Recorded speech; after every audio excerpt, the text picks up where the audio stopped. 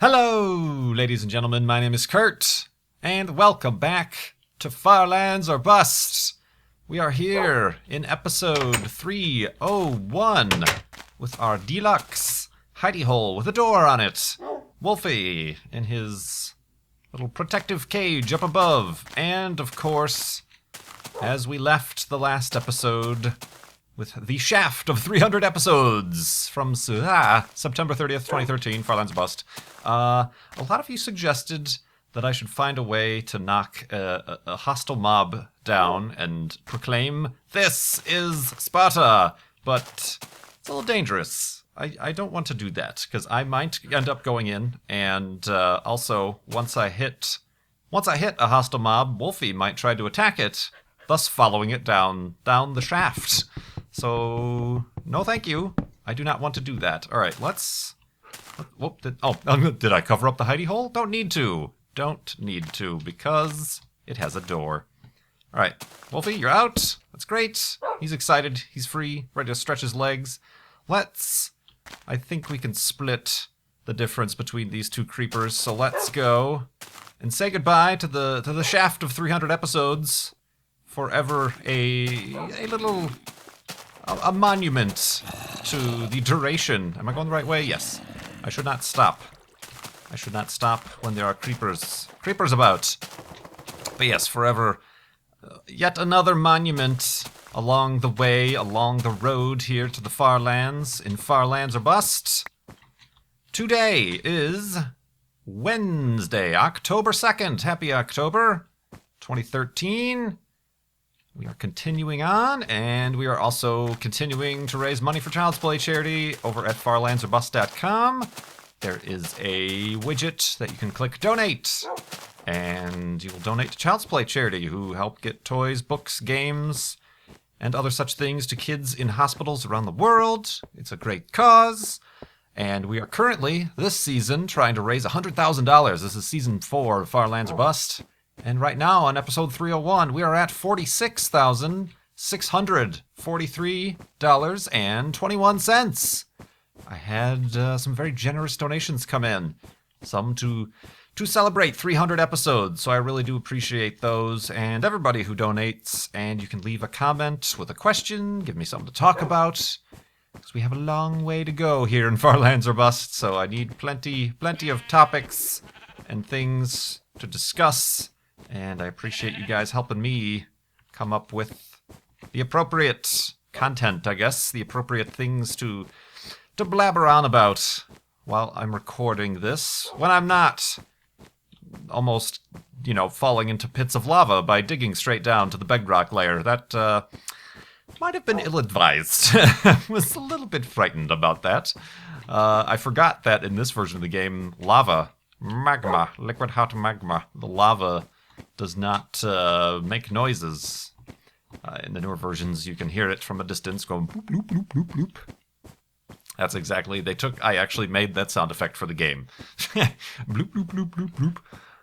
So yeah, farlandsorbust.com, Child's Play charity, bah. So continuing on here, I did want to give a little bit of a mention to something that I have recently been made aware of. I guess I know there is such things that I don't do that frequently, but like the Wolfie tunes, little music or shout-outs I give, or I suppose Wolfie gives. So I guess, what would this be? A Wolfie shout-out? A Wolfie... a woof? A woof! A Wolfie woof-out. Whoa, skeletonus. A Wolfie woof-out to a cool little website called DIY.org. DIY, of course, stands for do it yourself. Kind of a long-standing movement, I suppose. I suppose there have always been people who do DIY, but now there's a label.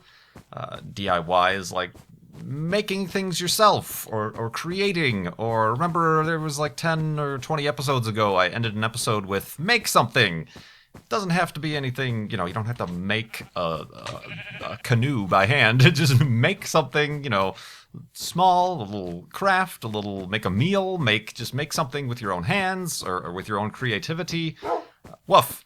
And DIY is really part of that. And I've mentioned before, I've been following for the longest of times, probably one of the first blogs I subscribed to back when Google Reader was a thing. Probably even before then. Oh, Wolfie, what's your...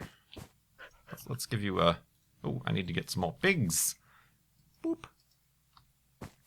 I subscribed to the blog boingboing.net.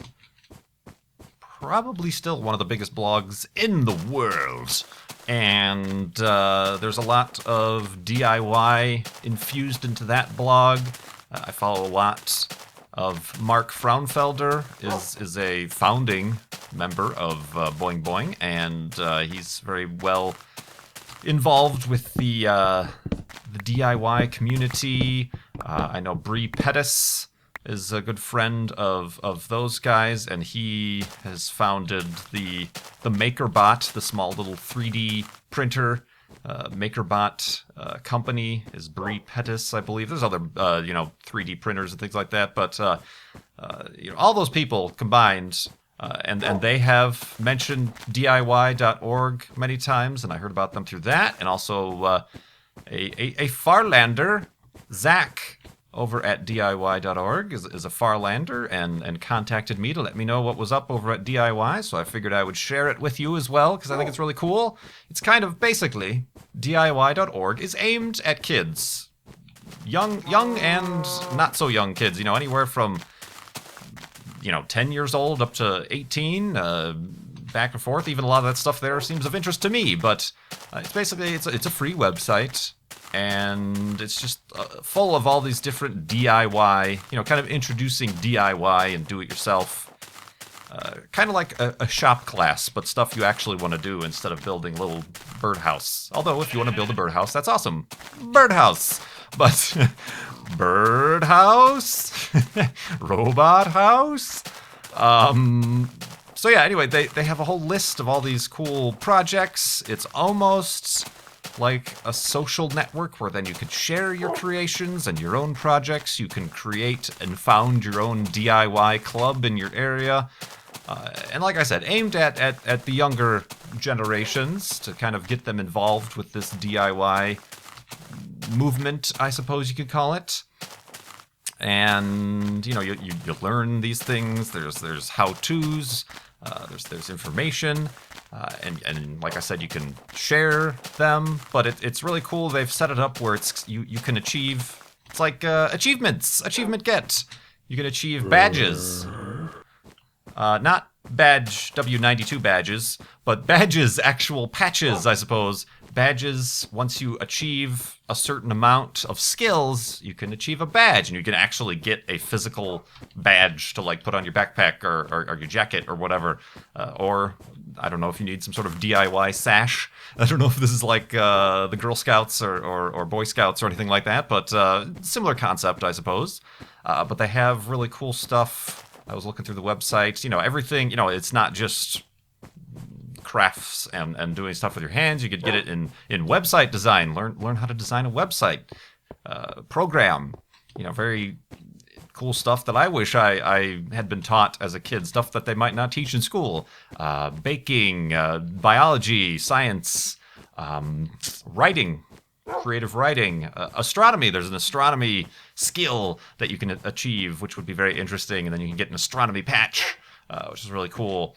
And I suppose the big connection with why I'm talking about this is that they actually partnered with Mojang, the makers of Minecraft, to now offer a Minecrafter skill patch. And the things you could do to achieve that patch, is make pixel art. You can create a mob trap. You can check out Ethos videos and learn how to make a mob trap. You can make a custom skin. You can, very interesting to me, when I say make something, make a video, you can make a video. Make a Minecraft video. Making Minecraft videos is very much a part of the Minecraft community.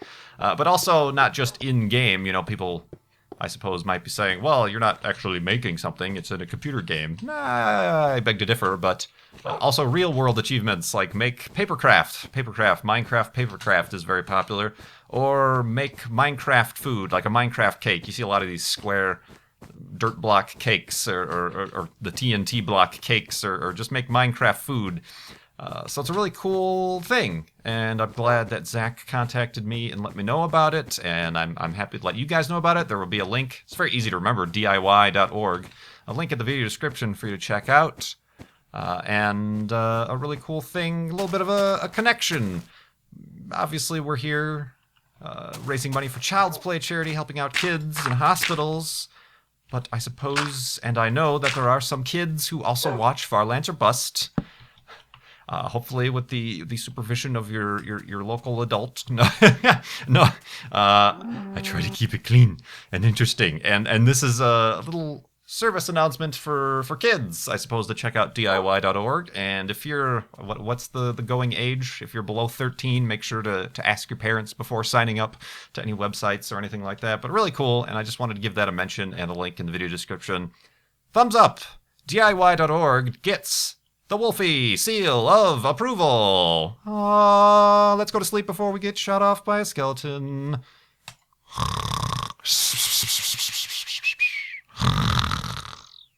And a DIY-ness. I just spit on my microphone. Apologies, microphone. Apologies. Oh, Wolfie apologizes as well. All right, let's get going. I have a bunch of this stuff still. I feel like it would be kind of interesting to make funny little place blocks randomly throughout the world. I know. Here we go. Ooh. Yeah, see? Oh, it was a zombie. I was waiting too long. Things were spawning. Boop, boop. Alright, let's see here. Aha! Oh, well, I don't know. I was going to start spelling something, but now I realize I don't know how to make, like, pixel text. So perhaps it will just be... Aha, I know what I can do. This will be easy enough. Woof! Exactly, that's what I'm going to do. Excuse me, Wolfie. I am making things. Oh, that's a problem. Oh, this is a major problem. I don't know how to make things. Oh god, the block placement is off. Wolfie! Wolfie! Stop it! Quickly now. Well, I'm really not in any hurry. Oh, that's not gonna work. I can't. I like I said, pixel art, pixel text. Hi. I'm writing down the woof. It's what you say. It is your catchphrase. I think the exclamation point needs to be a little bit bigger. Here we go. Boop. Boop. Boop. Boop. Boop. Very, very not good. It's woof. The F is capitalized, I suppose. Woof indeed. Oh, here we go. Wait a minute. Wait. Oh yes, perfect. Oh well, now I'm too far up. Yeah, okay. Oh, incorrect screenshot. No, look. Yes, screenshot. Got it. Now he's really barking a lot. Oh. I'm starting to lose my mind after digging down. Maybe I have the bends. I dug down to such a level down to bedrock that the difference in air pressure has caused some bubbles in my brain. And I'm recovering slowly. Yeah, we need some pigs, speaking of woof. Woof! That's awesome. How am I doing? I could use some more wood. So let's grab this, and I suppose I can grab? I can answer some questions as we continue here. Yeah, get that one. Good job, Bubkiss. Where did the other pigs go? There were other pigs! Oh, they were down there. Let's not go down there. Here's one. You there. Receive. Careful. Your own Wolfie seal of approval. Oh, that's funny. I don't know why I did that.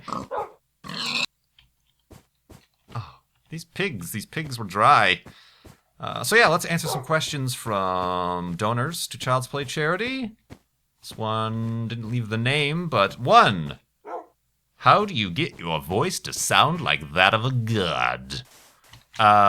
This is my voice. I have a pretty low voice regardless, and I actually have to, in post-processing, kind of mess with the levels a little bit to take a little bit of the bass out. A lot of it is actually due to the microphone. I have a Rode Procaster.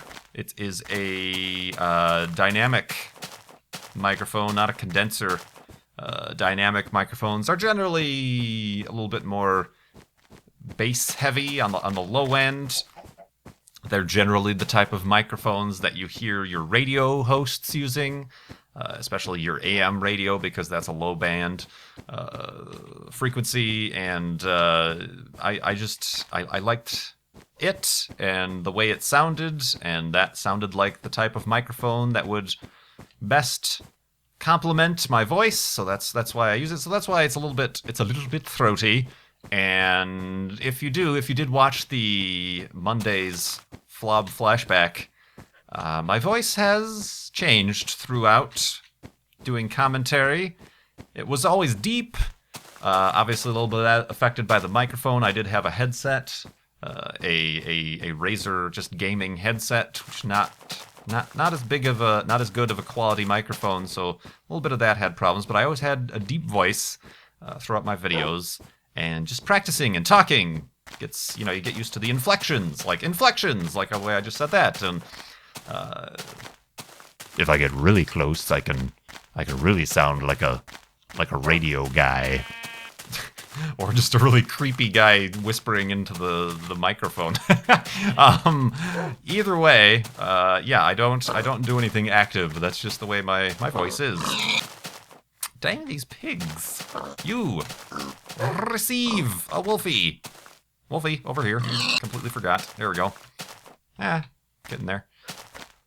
And then number 2, how did you get up and running on YouTube? I have told this story many times, but basically, it was a decision I made. I want to do this after having watched YouTube videos, Minecraft YouTube videos, Yogscast, Co-Star, who else? Obviously X's Adventures in Minecraft. X watching those videos is the reason I'm like, haha, I enjoy this game, I will buy it for myself. So it was of interest to me. Obviously, people have always told me I have a good radio voice, and maybe I decided I would try to develop that. So I made a decision. I'm going to do this for fun. I went out, bought that headset, bought a copy of Fraps, already had a copy of Minecraft, and bam, started just like that. Making videos. I was recording in Fraps and editing in Windows Movie Maker, which is also one of the reasons why the audio peaks quite a bit in those early videos. I believe it was outputting to a WMV, which was 24 frames per second instead of the 30 that we're doing at now, which is the default for YouTube. Ooh, we haven't used a boat in a while. I just realized how much land we've covered. Ha. I just started doing that for fun.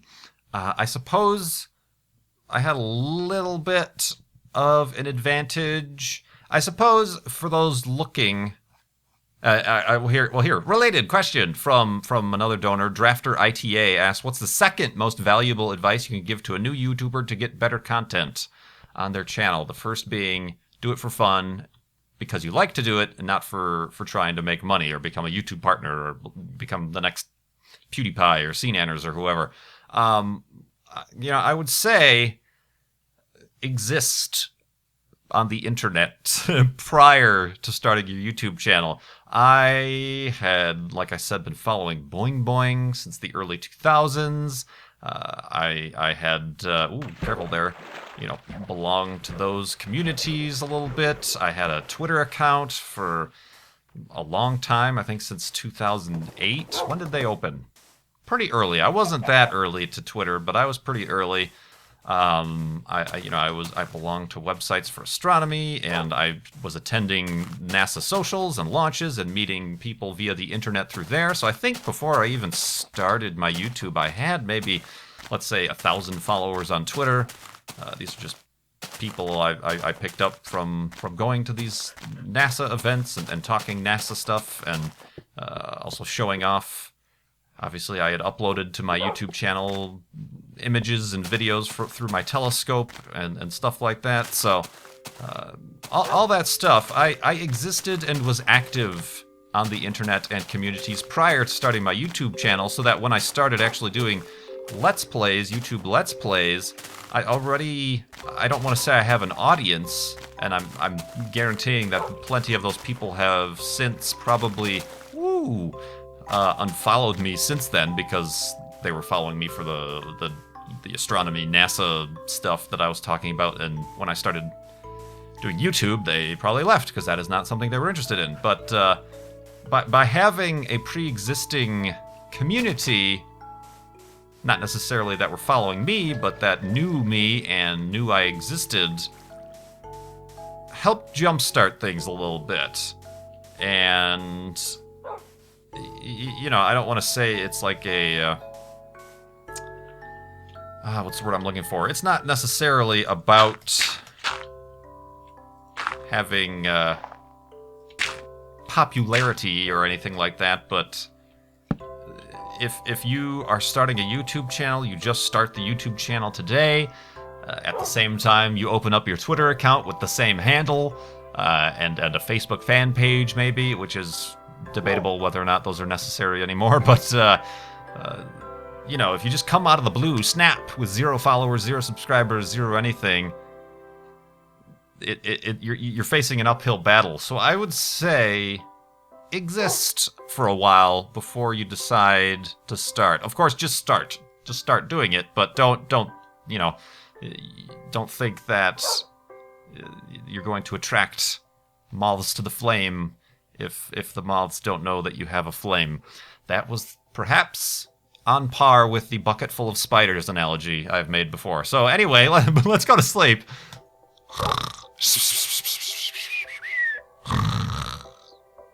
And awakeness.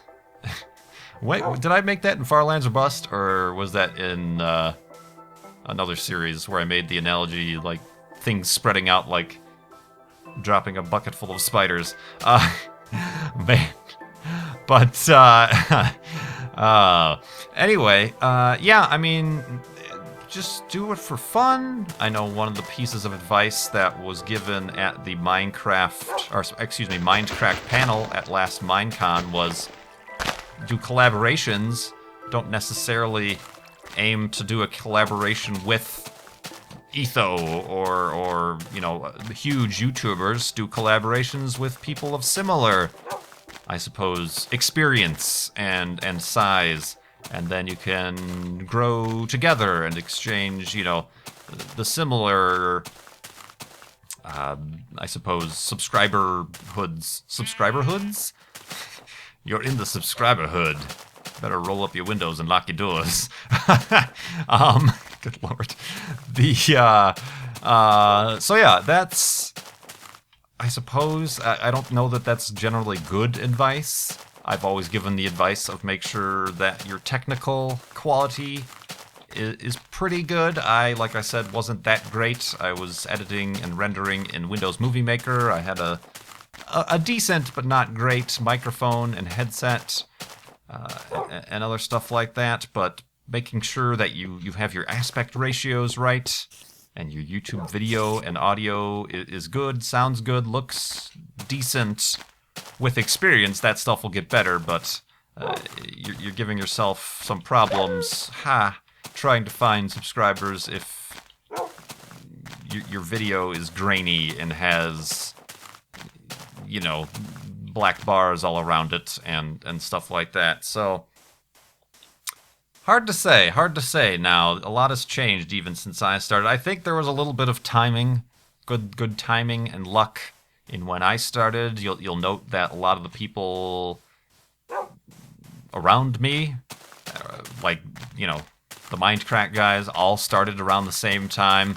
The mid to early 2011, some before then, of course, but that was a good time where everything was quite on the rise, but there was still room, and honestly, YouTube as a whole, even if you don't want to make Let's Plays, vlogs, or any other content, if I look at my subscriber rank, as in, if you were to take everybody's subscribers from the top, PewDiePie, you know, as number 1, and then subscribers rank them going down, I have actually stayed around 2,000. My rank is about 2,000. It's actually dropping a little bit, which I understand why, and it's my fault for not being as consistent as I would like, but I've always stayed around 2,000. Even back, you know, when I had 50,000 subscribers, I was always around 2,000. As far as the ranking for subscribers. And of course, back when I had 50,000 subscribers, somebody like Etho had the subscribers I have now, like 250,000 subscribers. And we've all kind of grown linearly, equivalently, what's the word I'm looking for? At the same rate. So, I can't say I've had any particular explosion or had any sort of trick to become successful, quote-unquote, on YouTube. It was just good timing and growing with YouTube. Obviously, the YouTube in 2011 was very different to YouTube today.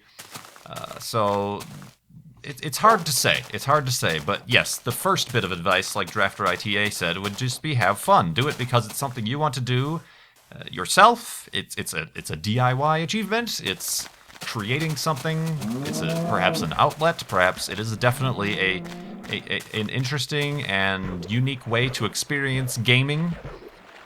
I wasn't honestly playing that many video games before I started doing YouTube, and now this has given me, this is a different way to play games. Some people like multiplayer games, some people like mobile gaming, some people like just PC gaming, some people like their guilds, or their inspiration to keep gaming, or their, you know, clans, or, you know, whatever in their certain realms.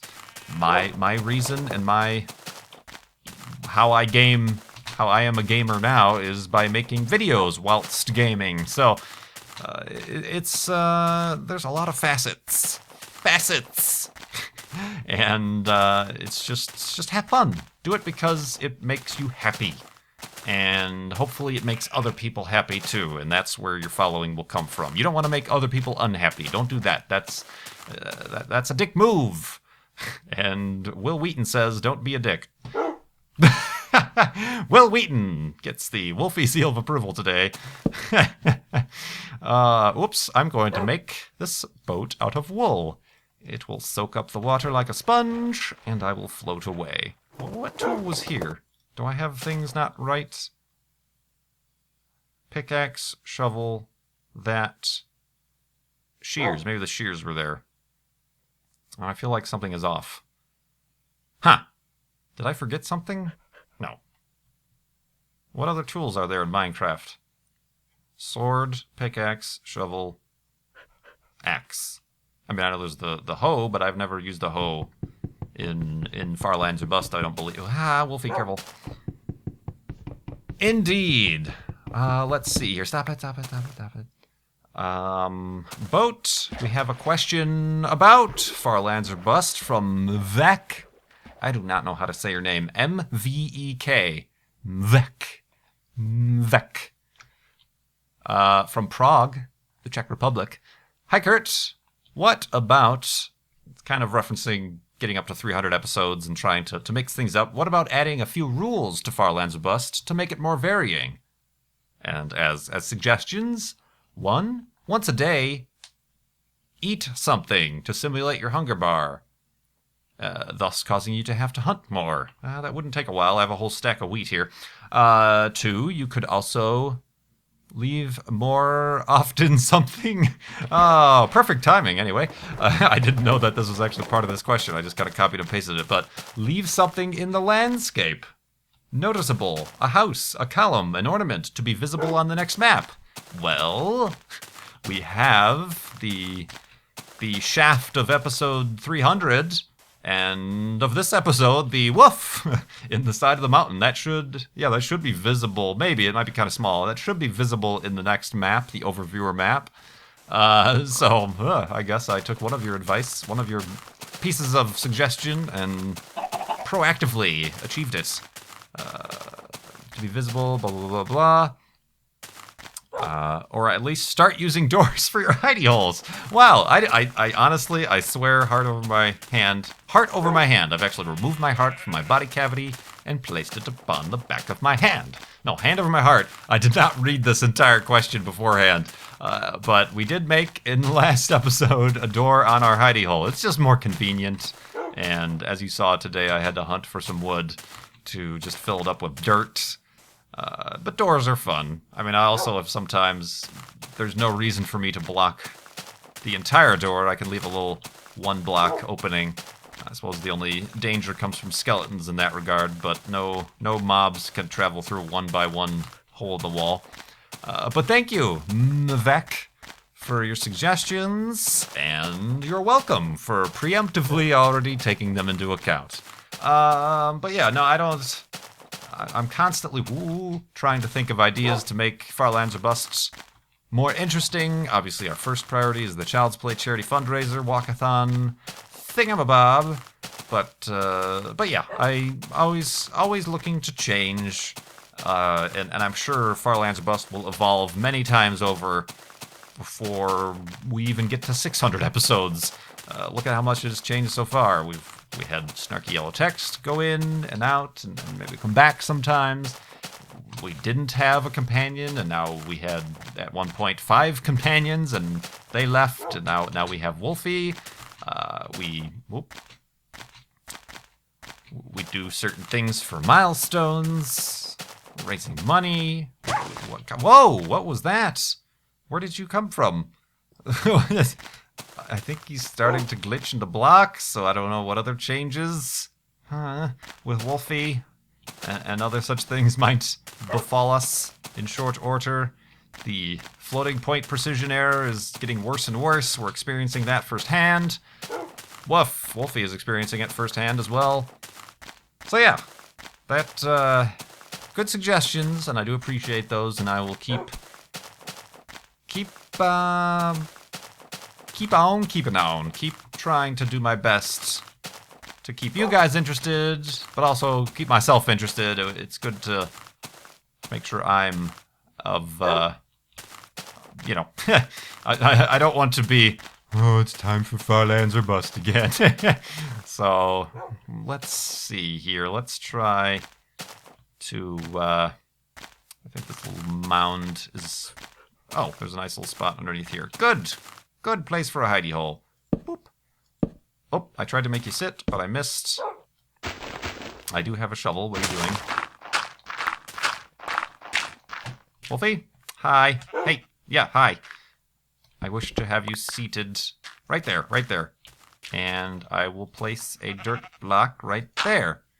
Oh, wait, no, I need to do that as well. All right, well, sorry, I'm not using a door, but that'll have to do. It would have to do for our, for what we do. Oh, I knocked out the torch in doing that too, didn't I? Well, this is kind of awkward. What if, oh, I do that, and that. We have kind of a skylight. No, I'm not sure I like that. That is not safe. Not safe! Boop.